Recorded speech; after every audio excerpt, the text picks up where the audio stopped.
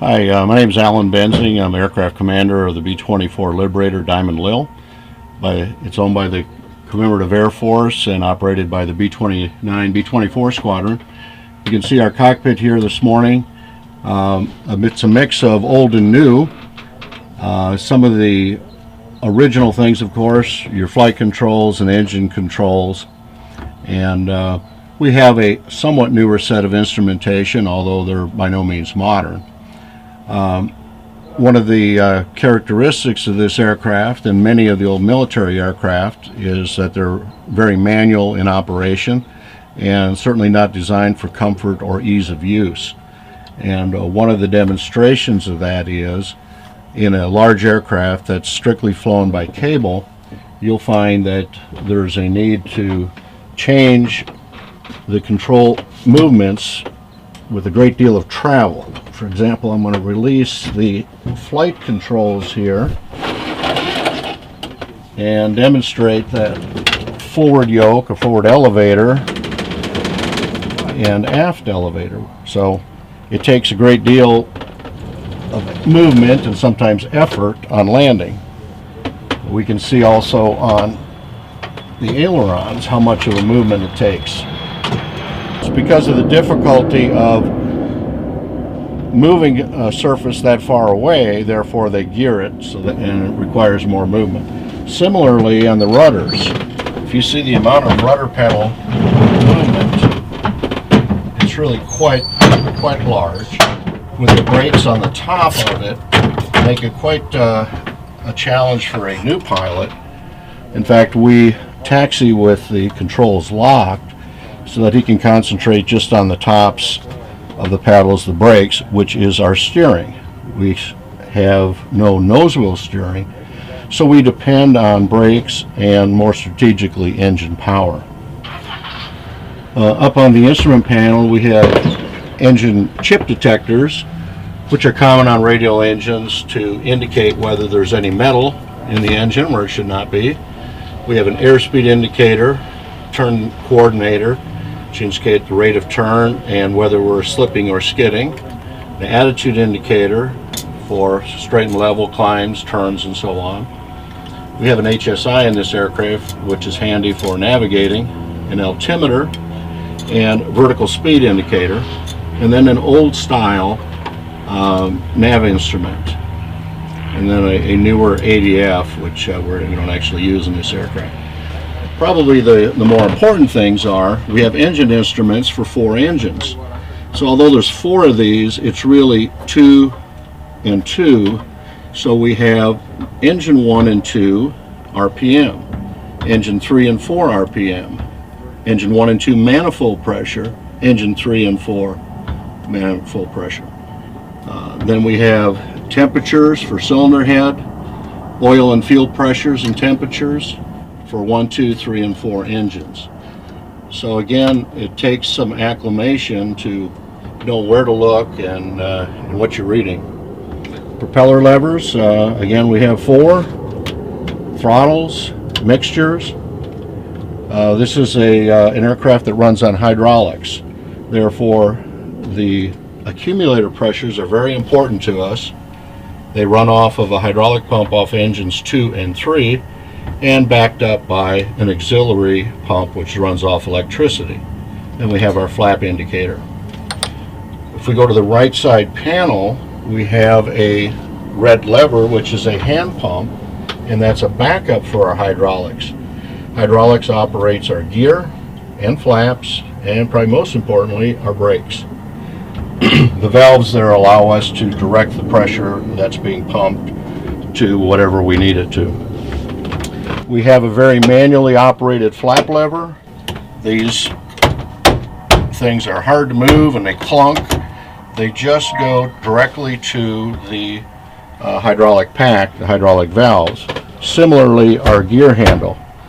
So if you're not wearing a pair of gloves, you'll probably come back with some skin knuckles in operating those. We also have here an opening to look down to the nose gear. We use it primarily to be sure that our nose gear is straight prior to takeoff, or in some manner where we're not sure what the orientation is. But on our overhead panel, we have our feathering buttons, magnetos, and then we also have our boost pumps and starters and primers, along with a few light switches. So it's a very busy time. During engine start, it's a two-man job for sure. In the rear of the cockpit, we have the flight engineer's position. Most of the time he's standing because he's looking forward and keeping tabs on our engine operation, but he does have a number of systems back here, primarily the electrics and gear and fuel. So here we have field and generator switches for each engine, and with the gauges that go with it, and then we have interrupter switches for each engine to allow us to quickly remove electrical power to them, along with some lights. We also have the circuit breaker panel just here behind the pilots and flight engineers. On the lower panel, we have a hydraulic pressure gauge. We have fuel selectors. They are all off at the present time. They're normally selected tank to engine. We have the main gear crank for emergency lowering of the gear. The nose gear has a completely separate operation that takes place below the cockpit.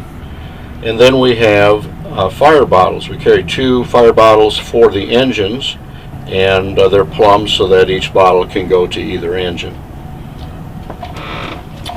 For hydraulics, we have a hydraulic cabinet. We also have some of our supplies, but there is a reservoir in there, about a 6.8 gallon reservoir. And as I mentioned, that's used for gear flaps and brakes. Okay, during engine start, the flight engineer initially is looking at the engine instruments, and then primarily the pilot and co-pilot are looking at them.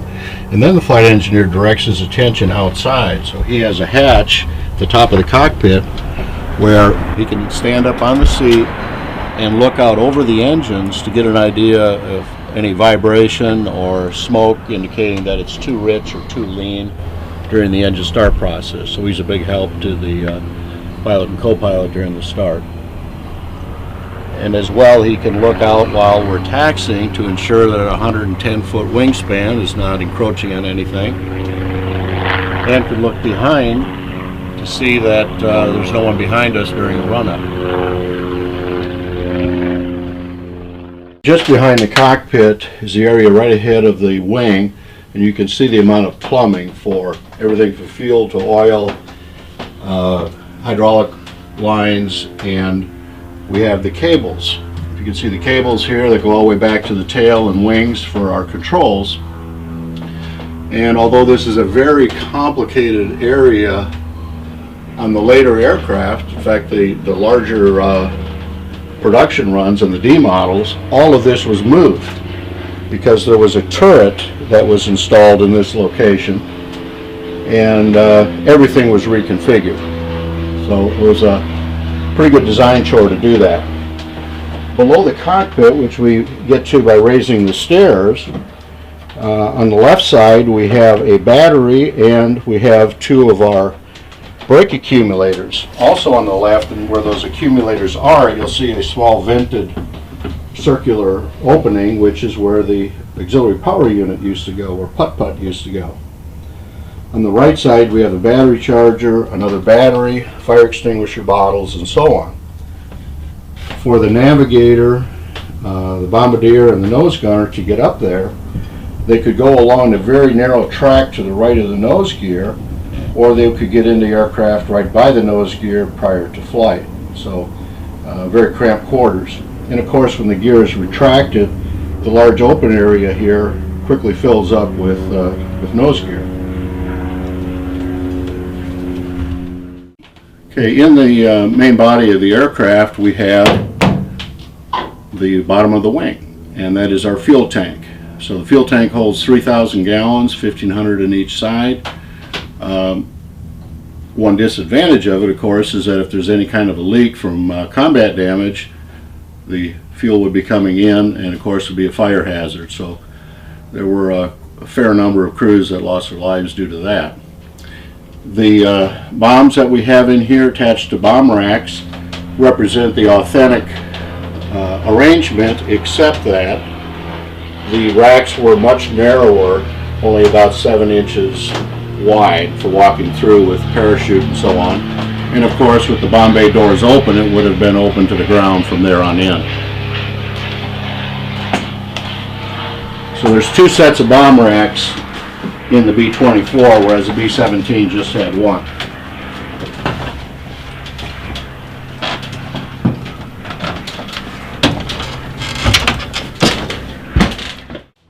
The main waist gunners on this aircraft had an open window for most of the models. Some of the very late models had this enclosed in plexiglass, which helped keep the cold out much better. 50 caliber gun we have secured here.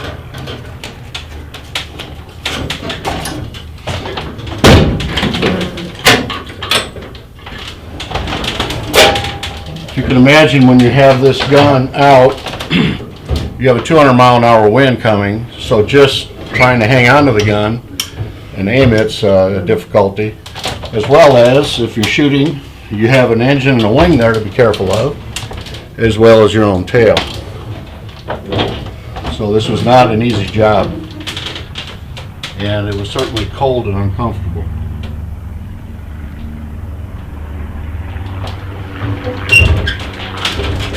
The other gun position we have is in the floor. We call it the tunnel gun, but basically you take the gun that's on the sidewall, you put it down into that gimbal right in the center, and the gunner sits on the floor trying to swing that gun back and forth as a fighter will just go zoom by in a fraction of a second. So it was not very effective, but it was the best that they had on the early models. Later models had a turret that was a little farther forward that they could extend while in the air and retract for takeoff and landing. If you look above, you'll see the cables that we were talking about. So go back to the elevator and the rudder. Okay? And then, of course, we have the tail gun position, which again, on a very early aircraft, this is number 18, serial number 18 out of over 18,000 built. The very early ones had a single gun that had nothing but a sling for the gunners to sit in.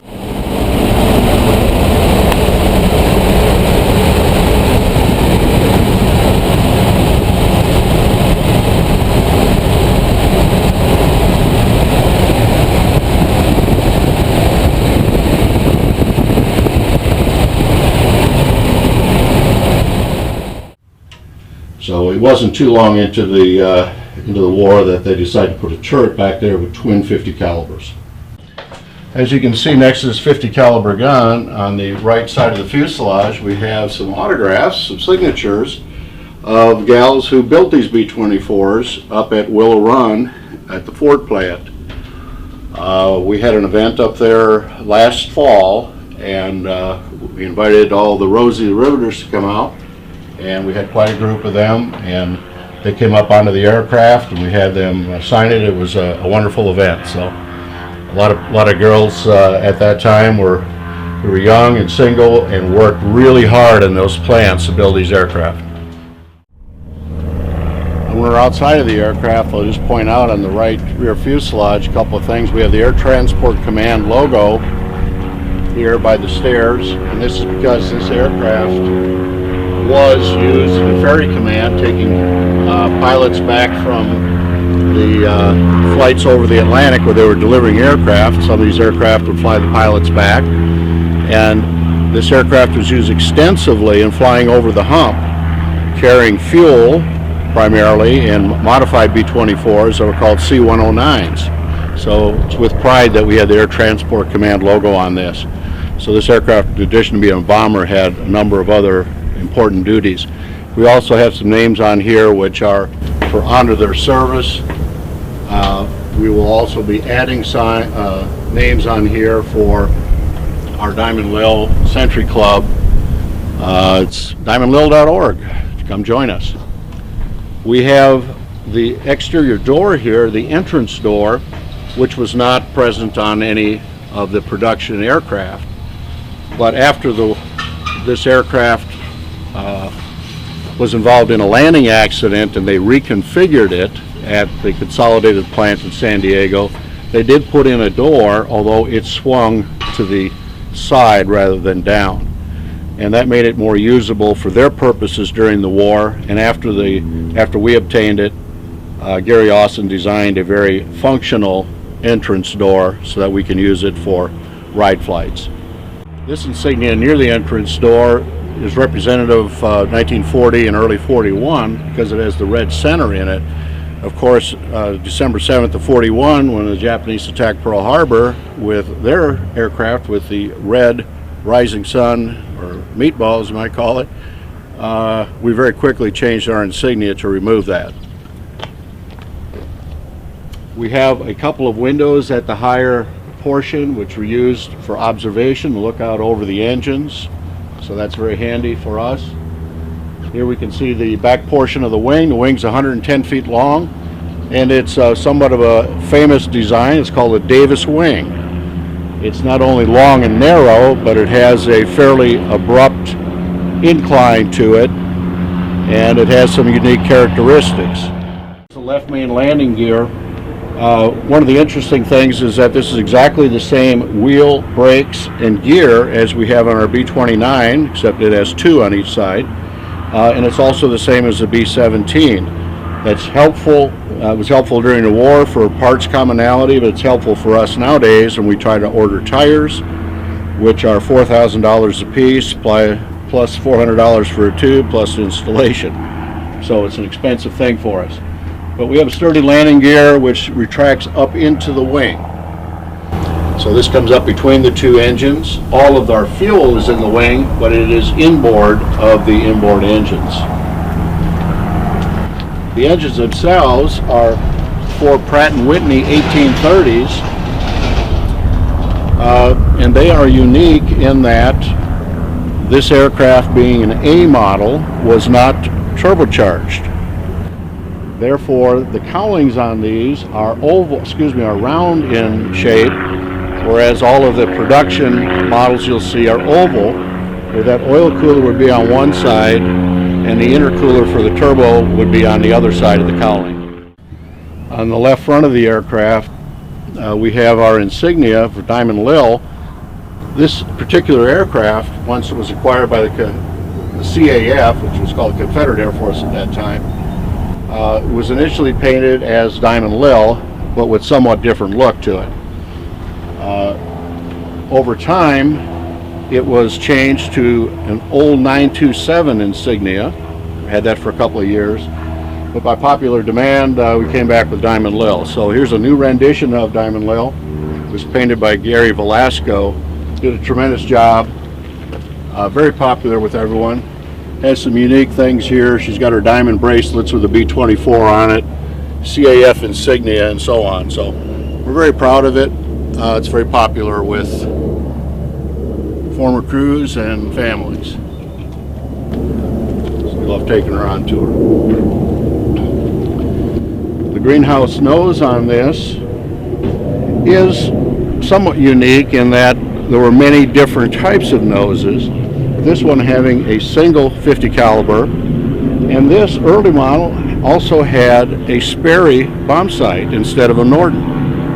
Now, most of the production models would have a Norden bomb sight, much as it was on the B-29 and others. So in this nose compartment, you would have the bombardier, gunner, and sitting backwards at a small plywood table at the feet of the flight crew would be a navigator. He had almost no visibility other than looking over his shoulder or out of a small side window, would have a small dome above to take star and sun shots. So he had a lot of challenges. The nose on the aircraft would change many times in the different theaters of war. Some would have extra guns at a 45-degree angle, and many other renditions, and then later most of them had a turret on the front of some type. All right, on the right nose we have what's called a neutrality flag, and this was on the aircraft that went to England as part of the Lend-Lease Act in early 1941 primarily. The U.S. was not at war. The U.S. was very isolationist. FDR knew that he had to help Churchill, And in order to send equipment over there without getting it shot down, even though that we were a neutral country, they painted a neutrality flag on the side of the airplane, and they painted another one on the top of the aircraft, which we don't have but hope to have one day soon. Our crew chief Rick painted this. He did a fabulous job with it. It looks great. Right after the aircraft went over, and of course without guns, and the war started, of course, the neutrality flags went by the wayside. On the right side of the aircraft, same as the left primarily. When you're pre-flighting, you're checking for leaks and anything loose on the engines, anything out of sorts. We've got a good view here of the cowl flaps that are open. They are open during ground operation primarily so that the air can flow through across the cylinders and keep the engine cool. In the air, they would cause a lot of drag and disruption of the airflow, so we're normally flying with them closed. So right on takeoff, we'll close them. You'll see some oil dripping from the engine. Radial engines are famous for dripping oil. There's a saying that if it's not leaking oil, it's out of oil. Fortunately, the Pratt Whitney 1830s do not leak a lot of oil. They're really quite tight engines. As certainly compared to the B-29, which has larger Wright engines, 3350s. So on pre-flight, we're doing an engine check. We're also checking the landing gear, make sure that we have some strut extension. They have fuel drain sumps here. Check our fuel. They just check it for security and so on. We can run with the side window open. It gives a good view of the gear. There's a panel we can put in there, of course. And then once again, we have the Insignia. We can see the gunner window and Air Transport Command insignia. The tail on this aircraft is unique compared to many. It's the twin tail, which is really a signature design feature from Consolidated Aircraft. They were usually making amphibian aircraft, and so that was their basic trademark. You'll notice that on these flight controls that they are made of fabric or covered with fabric. The rudders and the elevators, ailerons as well. And that was common even on the B-29, B-17, they had fabric, because it was strong enough, light, and more readily available than aluminum. Here we can see a view of the tail gun position from the outside. It's wide open, so he's got a great view of the sky, and he's also very vulnerable to any fighters that were coming after him. He had no protection whatsoever. If you are interested in supporting this B-24 Diamond Lil, the Commemorative Air Force B-29, B-24 Squadron would very much appreciate your support by joining the Diamond Lil Sentry Club at diamondlil.org. You can provide support so we can keep this aircraft flying in flying condition, out on tour, and it's very necessary for her long-term survival out on the road. Thank you very much.